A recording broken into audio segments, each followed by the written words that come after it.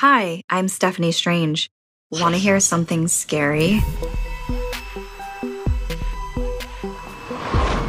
Play with me. Lately, Jess needed me more than ever.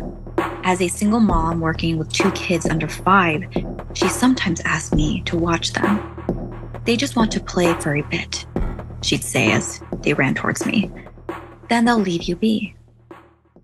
Being a nighttime security guard meant I could help out my sister Jess with my nephews, get my schoolwork done, and then head out to work. The work was easy enough and slightly tedious. I was employed through an agency, which meant I could only be deployed to so many sites. But my routine was always the same. Parameter checks, building checks, report back to base, and repeat until the morning. Some areas were floodlit, most were not. But I carried a large flashlight and I had a booth to rest in when not patrolling. Nothing exciting ever happened until that night. I was sent to a building site. Most of the grounds were rubble and dirt, but the plant equipment left there was worth a fortune. So it needed to be patrolled along with the last building, still waiting to be demolished.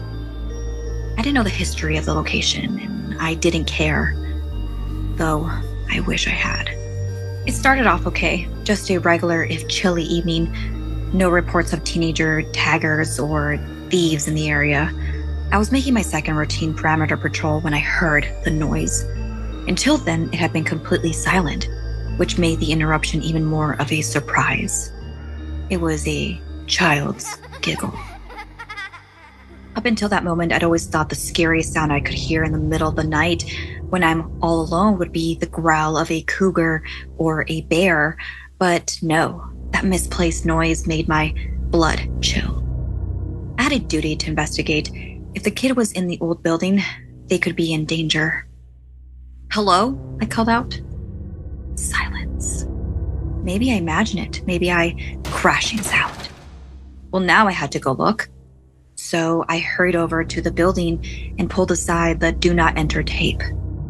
Of course, it was pitch black inside. There was no power supply. I waved my flashlight around looking for any signs of movement. "Hello?" I called out again. And this time, I got an answer. "Play with me." My knees buckled. I stood paralyzed for a moment. Then, regaining the use of my arm, I shone the flashlight in the direction of the voice. There was no sound of the culprit, but the beam did catch sight of something.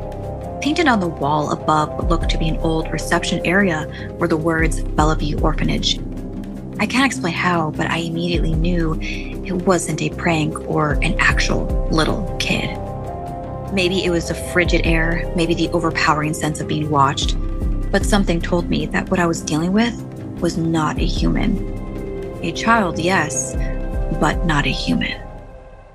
My first reaction was to run, but the second I turned around, the exit door slammed shut. The atmosphere in the empty building suddenly feeling extremely dense and heavy. I could see my breath as the childish voice repeated the words right next to my ear. "Play with me. Play with me." Then a whoosh of air as if they'd run off again. Standing frozen in fear, I remembered my sister saying, "They just want to play." I wasn't sure the same rules applied as my nephews, and that this thing would leave me alone, but since I appeared unable to leave, it was my only choice. I shut my eyes and leaned my head against the wall. 1, 2, 3, knock, knock. I turned around, shone the flashlight, and whimpered a little. There was a shadow by the door. 1, 2, 3, knock, knock. I gulped and turned, the flashlight shaking. This time, the shadow was a little closer. 1, 2, 3, knock, knock. Oh God, it was much closer now. The shadow almost reaching the wall I was resting against. My voice trembled, but I carried on.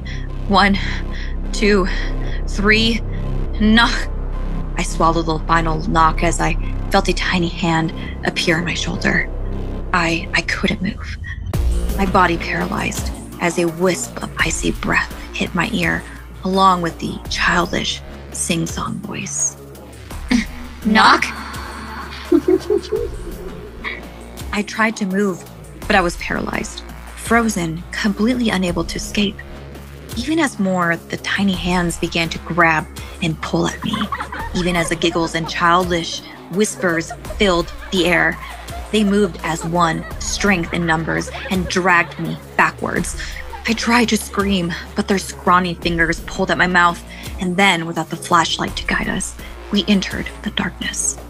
Just before I gave in to the pain, as they clawed at my body, one leaned in real close and whispered in a much deeper voice than before. Your turn now. You're going to play forever.